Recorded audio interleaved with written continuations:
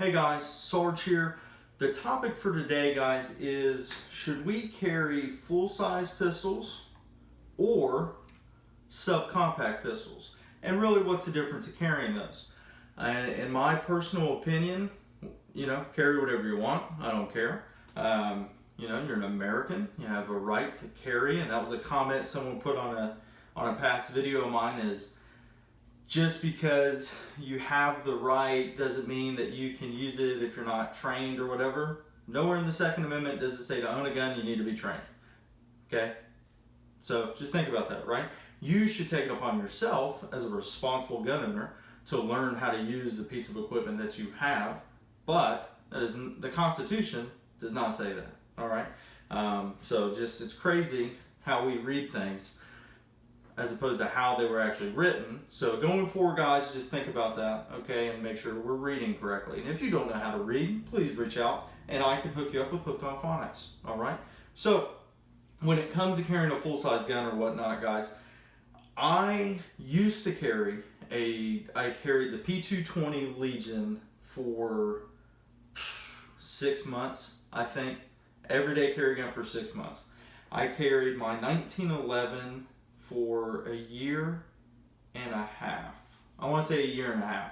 Okay, and carried it every single day. It was my every single carry gun. No ifs, ands, or buts. I carried it. So I learned, some things with doing so, and kind of some situations where it was not the best carry gun choice, but I did it anyway because I did not want to change my carry gun. And then I started, kind of carrying the subcompact guns. And then I started carrying the two guns. And I kind of, and figured out what the best route is to go. What I will say, if you can shoot this Beretta 92 better than you can shoot a Shield 9mm, right? And you prefer to carry this Beretta 92, carry it, right?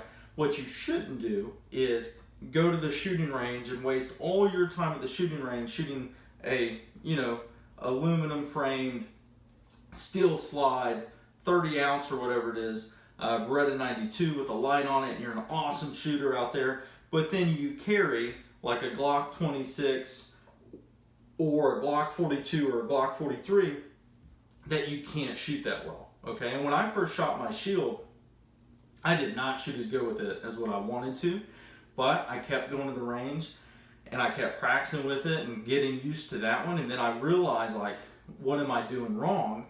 It's me, right? It is not the gun, it is me.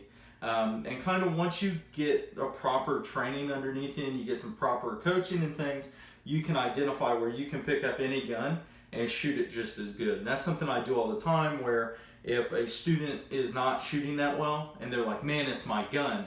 Okay, well, let's check that. So I'll take their gun, shoot it, and when I hit dead center, hey, it wasn't your gun, okay? Let's get you to that point now, and that's a part of the coaching side.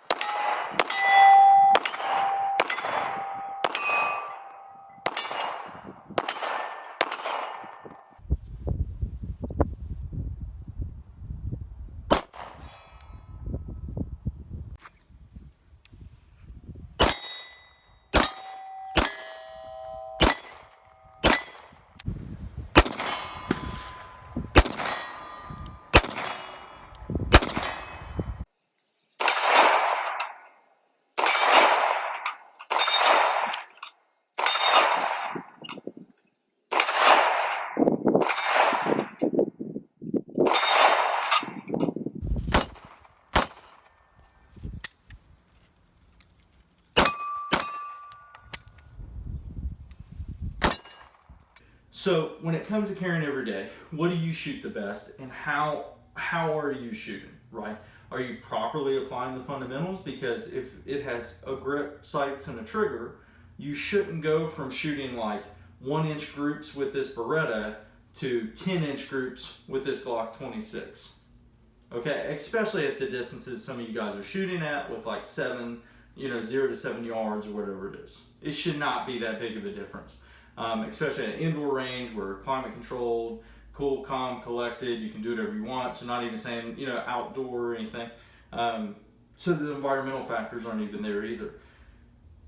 Why do most people gravitate towards the smaller guns? Well, it's not because they shoot them better, it's because they're easier to carry. But when we think about it, okay, we're carrying a gun for the off chance, for that small chance that we'll need to shoot it. So in that off chance, small chance that you need to shoot it, wouldn't we want to have the one that we shoot the absolute best? And kind of a scenario that I give out is, worst thing in the world happens, a loved one, the person who you hold the most valuable, is being held hostage, right? And you have to make like a 2-inch shot on this dude's face, and you can't do it because you don't trust your capabilities with this pistol, or you've never shot at XYZ distances before. So now if an opportunity presents itself, you're not real sure if you can make that shot. Those are all things we could have fixed, right? So looking at it, guys, one of the things that I look for is if I am wanting to carry a gun, I go and I take it out to 3 yards, 5 yards, 7 yards, 10 yards, 15, and 25.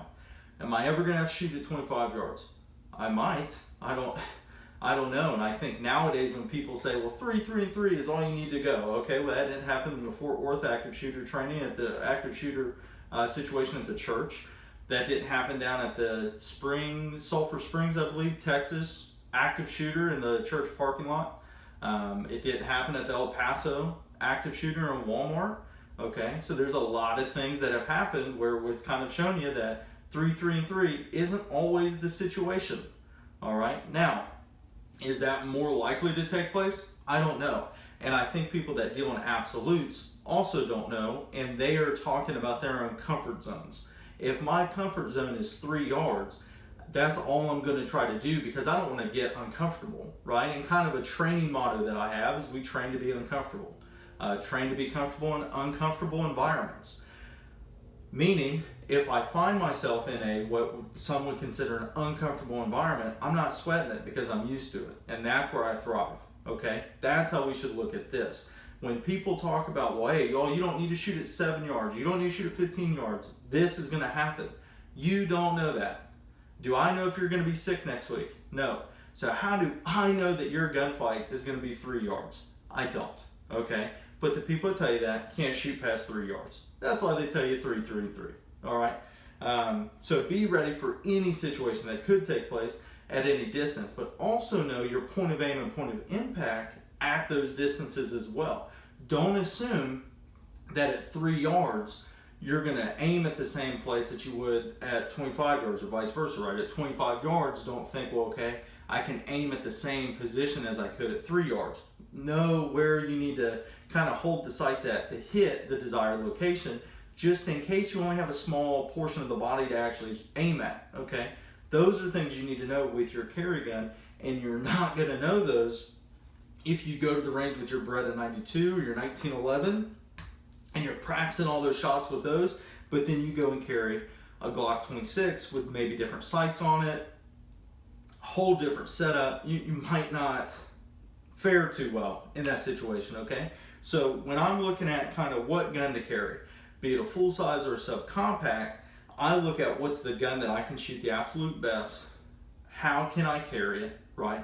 And what works for every situation. And kind of what I'm leaning towards, guys, this Glock 26 shoots the exact same as my Glock 19. I've yet to find a situation to where when me shooting this Glock 26, I feel like, man, I can't control it.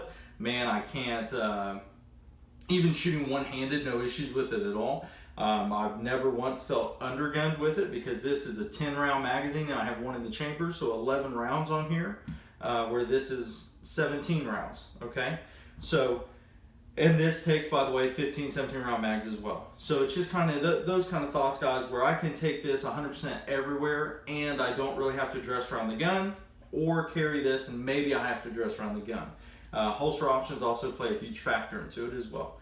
Let me know what you guys think. This is kind of the part 1. We'll go into a part 2 with this, where carrying a full-size gun or a subcompact. What do you guys think? On the part 2 side, we're going to look at actually carrying them in different holster setups, things of that effect. So if you do carry a full-size gun or a smaller gun, let me know what holsters you guys use, and I'll see if I have them and we can kind of show them in the videos, guys. Thanks for watching. Make sure you give me a thumbs up and subscribe to the channel. As always, guys, stay tuned for more. Sarge out.